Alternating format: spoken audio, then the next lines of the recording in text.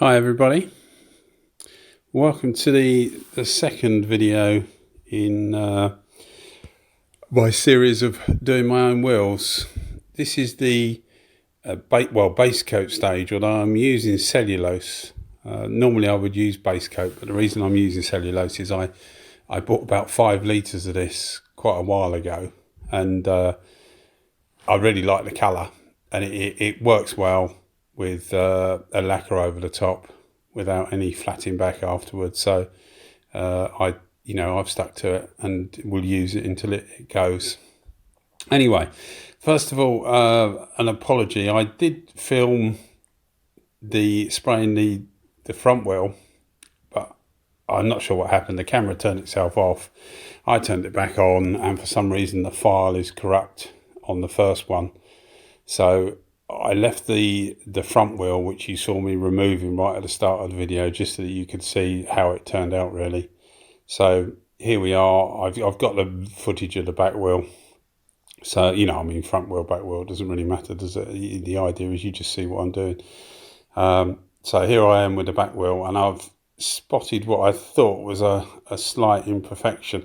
And what it is, if I don't know whether you saw it, but if you did see it, you'll remember that I said the Chinese W101 copy I've got occasionally spits, and I thought I'd got them all out, but I think I saw one that was just slightly raised, so I just removed it with my fingernail, and it seemed to come off okay. So I've just got off to get everything ready. I was going to cut this bit of the video out, but I was having real trouble with the video editing. I can edit photos fine, but I'm really new to video editing, and I'm doing it all on a phone. So it's a learning curve for me. But anyway, I'm doing the best I can. Okay, so I'm now reasonably convinced that everything is ready. I've degreased it a couple of times.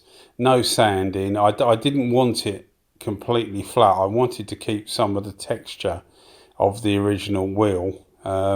As you probably know, a lot of motorcycle wheels, when they come out of the factory, aren't dead flat. They've got a bit of texture, and I quite like that, so I wanted to keep that. And here I am. I'm not spraying. I'm just blowing it off, making sure there's no more particles about. As you'll probably know, that what's underneath, once you spray it, comes out on top. Although it's still under the paint, you see it in the imperfections of the paint. So it's best to do as much prep work as you can to make sure that you get a good finish as possible. So we're just starting to spray now. Now the gun I'm using here is an ANI R150, which is a little mini gun. It's got rave reviews online generally, and it's not particularly expensive. I buy it in the UK from a company called Spray Guns Direct, and they're about £100, which is equivalent at the moment to about $130 US. Although if you buy them in the States, that they should ship them without tax, which is 20% less.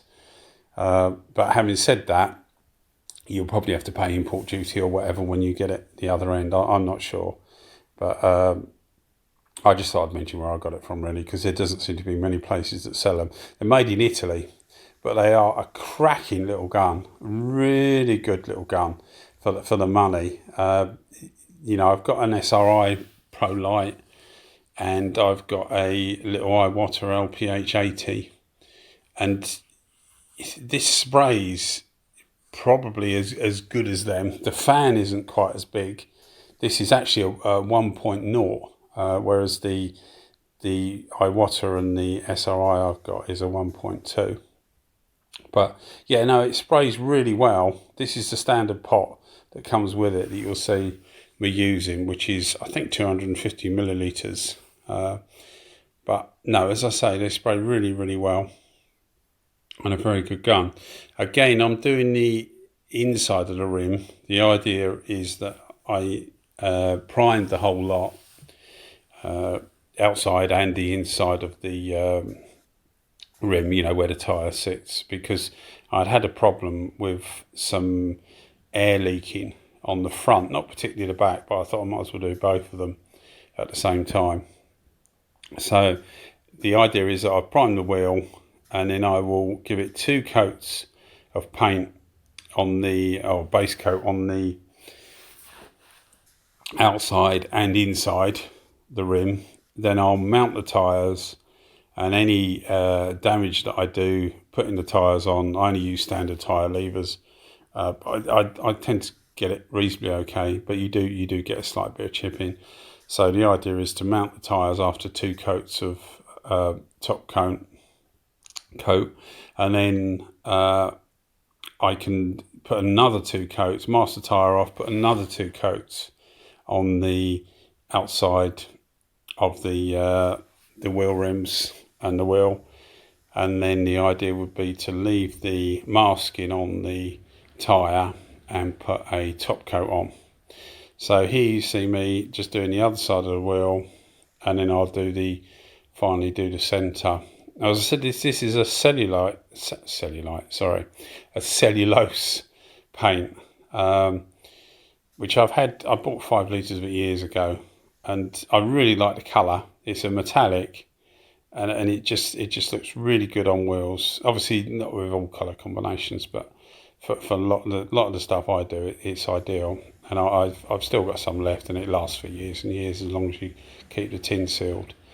So I'm using it here, and the reason I like it is because you can lacquer it with a 1K or a 2K without flattening it back, and it gives a really good finish. It adheres really well, so it hardens up the cellulose paint, which is not. It gives a good finish on its own, but it's not particularly hardy. It's certainly not resistant to any petrol or anything like that.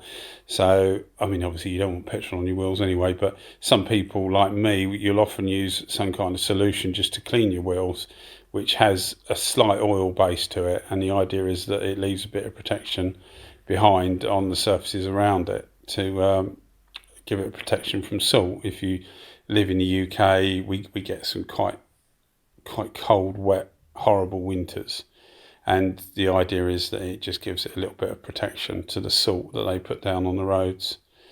So that's the first coat done, and I always give it a good look over, because if there's any runs or anything, it's a good chance to try and sort it out before you put the next coat on. So this is actually the drying stage. I'm not going to film the whole drying stage, and I did try and cut a bit more out. As I say, I'm struggling with the editing software. So when you see me go away and come back, it's actually been about 20-25 minutes. And again, just checking, make sure everything is okay, and then I'll start with the next coat.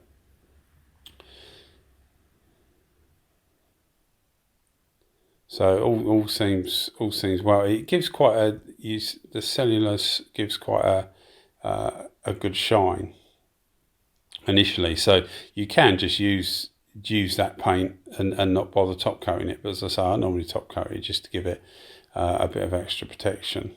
I've just noticed there that a bit of the masking was coming away from the bearing. Well, it's the oil seal on the outside of the bearing, but I thought to myself, well, if the little bit does get over the top, then I can just remove it with thinners afterwards. But it turned out that it wasn't, so I didn't bother. I left the masking on to do the top coat with, the lacquer coat.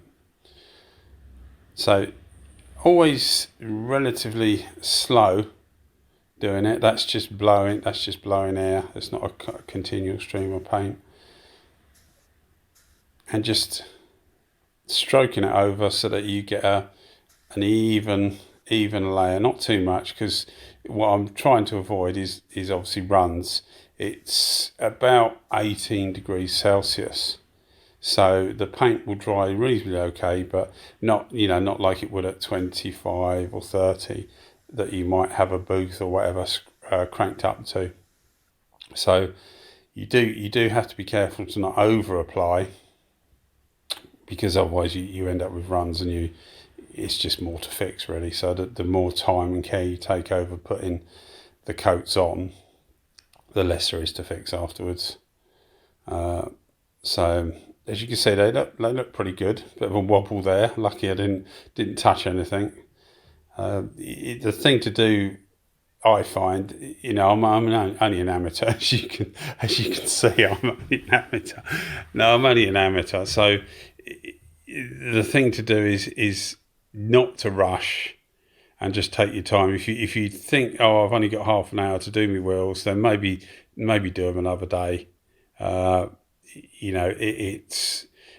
learned that you sort of like, you rush to do things and they don't actually turn out quite like you wanted them to or expected or whatever. So you're better off taking your time, and hopefully that pays off with better results.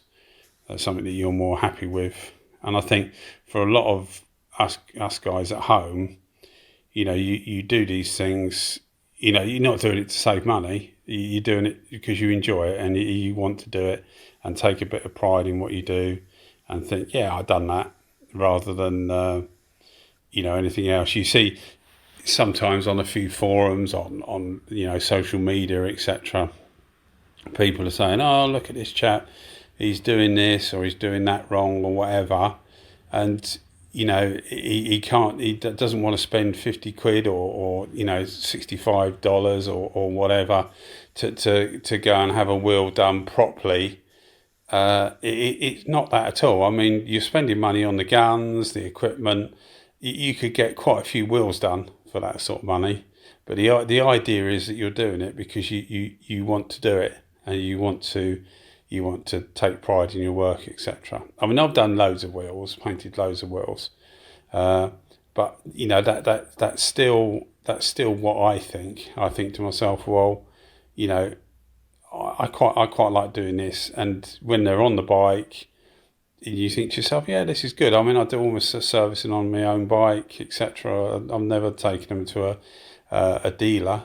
You obviously use dealers to get your parts, etc. But I never take them to a dealer, and I think that's what a lot of us do. We like to enjoy what we do and see the fruits of what we do, rather than save money. A lot of mechanical stuff, maybe you save money, and something like this, you would save money eventually once the equipment's paid for, etc. And of course, a compressor and that you use on other things. It's not, you just use a compressor to spray. Well, I hope you forgive my ramblings, but and I tried to do as much as I could with the camera work so that you could see. So the way I'm doing the wheel is probably not quite what I would normally do, in that I would move around it a bit more. But the camera it's only a little GoPro, and it's quite close to the wheel. Although it doesn't look it, I've put it on narrow setting, but it's quite close to the wheel, and it gives as good results as I can get, really, I think, for such a wide frame. But hopefully you can see that the wheel is turning out pretty nice. I mean, I was really pleased with them. They look very good, and as I say, the colours exactly what I like.